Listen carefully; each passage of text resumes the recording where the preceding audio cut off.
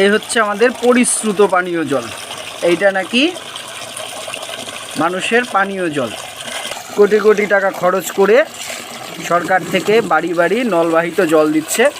এই জল খাওয়া তো দূরের কথা, ঘর মুছলে আর ফিনাইল বা অন্য কিছু লাগবে না।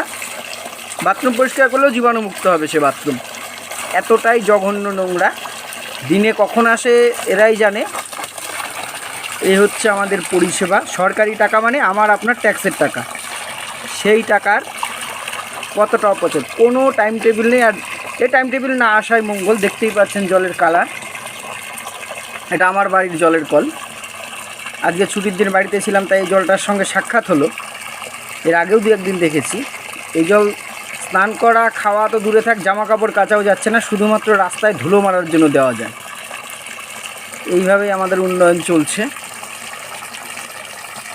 আপনাদের ওইখানে জলের পরিস্থিতি কি জানাবেন অবশ্যই।